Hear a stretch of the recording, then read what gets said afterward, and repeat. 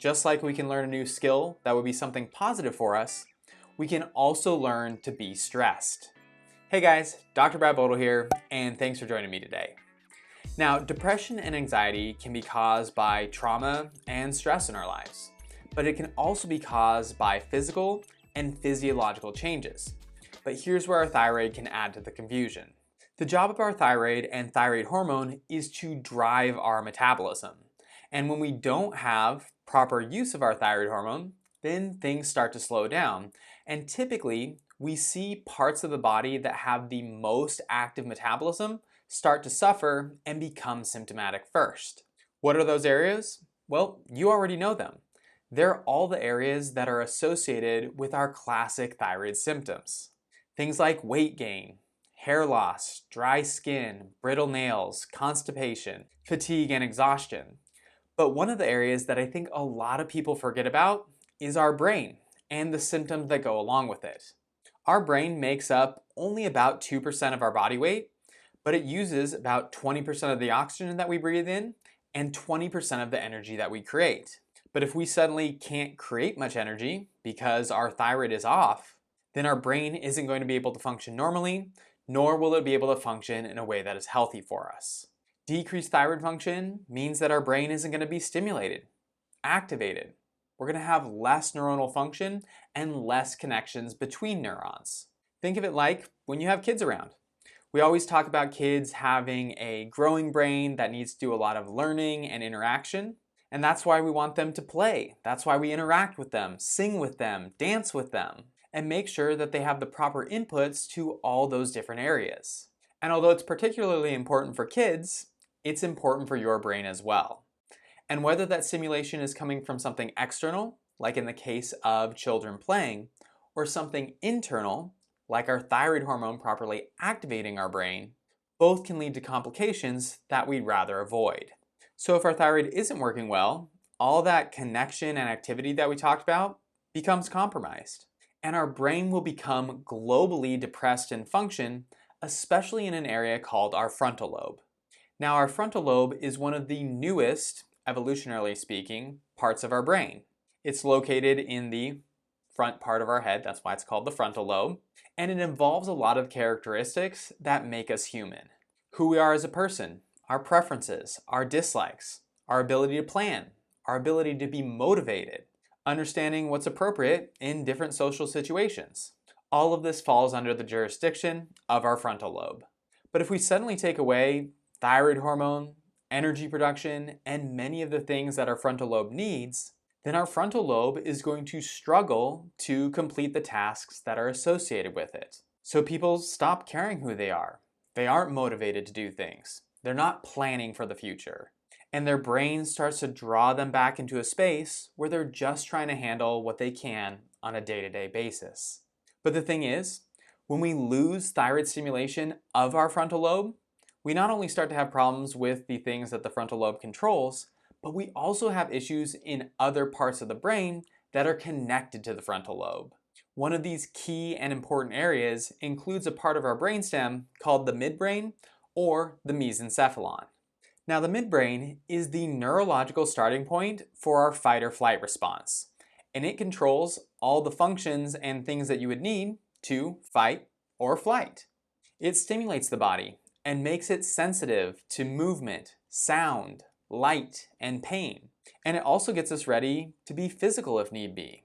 It does that by increasing our heart rate, our respiratory rate.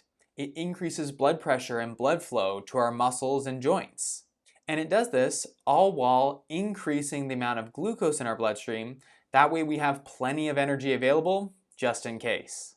Now, there's going to be times in our life where we need our midbrain and we need this fight or flight response. And it needs to be ready in an instance. Because situations where fight or flight is appropriate are often going to be dangerous or life-threatening. And we don't want to delay our response to them. That means for the most part, our midbrain is always active, always ready and waiting, and always ready to do its part to keep us safe and alive. So that begs the question, why isn't everyone always in a fight or flight state all the time? And although I might argue for many of us that is the case, generally speaking, it shouldn't be. And the reason for that has a lot to do with our friend, the frontal lobe. So I already said that our frontal lobe is connected to the midbrain, and this connection is actually represented by our frontal lobe inhibiting our midbrain activity. Now, there's a lot of connections in the brain that are stimulating, essentially one part of the brain stimulating another and both kind of going together. But with inhibitory connections, you want to think of it more like a braking system. Think of it like this. Some of you may have well-trained dogs. I do not. And therefore, when I'm walking with my dog, I have to keep my dog on a leash. She's a feisty little chihuahua, and although most of the time she's nice, I don't always know how she's going to interact with other dogs and other people. So in this situation, I'm the frontal lobe. I'm the one that's trying to keep things level, grounded. I'm in charge.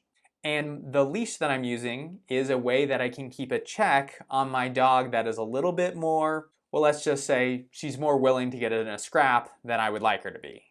But you can probably see where this is going. What if our frontal lobe isn't working well? What if it's depressed? What if I, the dog owner, doesn't care anymore? Well, my ability to inhibit or keep control of my dog really goes out the window. And now she's terrorizing all the little kids in the neighborhood. But to bring it back to our own neurophysiology, if we now don't have good regulation over the midbrain, we are chronically stuck in our fight or flight response. And this is why for many people, depression can then lead to anxiety. Again, fight or flight is good and necessary in small bursts. But if we start to experience long durations of it, it can be extremely detrimental to our health. Remember all the things that I mentioned our midbrain is good at? Increasing our heart rate, increasing our blood pressure, increasing our breathing, making us more sensitive to movement, light, sound, and pain.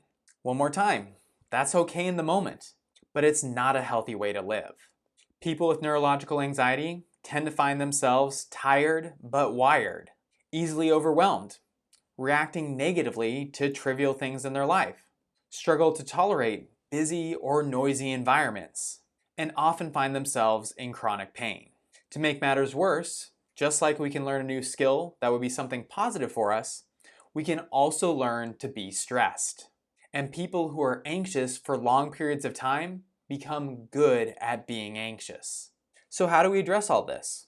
Well, like always, we want to take a step back and work our way back to the beginning. We learn to be chronically stressed and anxious because we're always activating our fight or flight system. Our fight or flight system is being active or being allowed to run amok in the neighborhood, just like my sweet chihuahua, because it's not being properly inhibited by our frontal lobe. Our frontal lobe and other key parts of the brain are becoming depressed because they're not being properly stimulated. And in the scenario we're talking about today, that stimulation, that metabolism is lacking because our thyroid isn't working well. Now, of course, there's many reasons why someone might be depressed and have anxiety. They're nonspecific conditions and symptoms. And problems with our thyroid is only one potential cause. However, the problem with most doctors is that they lack a holistic and whole body approach. And the second someone says that they're depressed, instantly, a lot of doctors turn to antidepressant medication and take people through trials of trying one versus another, trying to figure out which one fits them best. Now in general, and this might be my own bias, but these medications make me a little nervous because of how powerful they are and how much they can change someone's physiology, especially if it's a scenario where someone doesn't need that particular medication. Of course, these medications can be amazing for some people, but we also have to be real that they can be harmful for others. But whether they work well for you or not, in either scenario, if the primary cause is thyroid dysfunction, then at best, these medications are going to act as a patch to help you manage your symptoms, but they'll never get to the root of the problem. But what I want you to take home from today is that depression and anxiety are very real symptoms. But for us to have the best chance at improving these things, we have to understand the mechanism behind them. Thyroid problems are one of those potential mechanisms. And if you start to have neurological symptoms that correlate with the timing of other thyroid symptoms, then you and your doctor should consider further investigation and consider what is leading to those thyroid changes and support things appropriately. But I hope that you liked today's video and it helped you to better understand the connection between things like depression and anxiety and our thyroid health. If you did, I always appreciate it if you could support the channel by giving the video a thumbs up, subscribing, and if you have any questions, leave me a comment. Also, if you feel like you're dealing with thyroid-related symptoms, but your doctor isn't willing to make the effort to do the extra investigation and give you a clear plan to get better, and you'd like to work with me one-on-one so we can actually make a dramatic improvement in your health and function, then you can send me an email at contact@seattlethyroidhelp.com. And once we hear from you, my staff can see if you qualify for a free one-on-one consultation where you and I can talk about your health concerns and determine if we're a good fit to work together. It's absolutely no pressure. I just want to make sure that all of your questions are answered, you understand the direction that we want to go in, and that you feel supported and cared for. If you'd rather do some work at home, you can grab either one of my free downloads in the description box, check out any of the other videos on the channel, or follow me on social media. Links for Instagram and Facebook are also down below. But thanks so much for following along. I love you guys. I hope that you're doing well. And I want you to remember that if you ever feel like you need help or if you feel like you're stuck, you're always welcome to reach out, and you can do that either by email or through social media. But my name is Dr. Bodle. I hope you guys have a great rest of your week, and I will see you in the next one. Take care.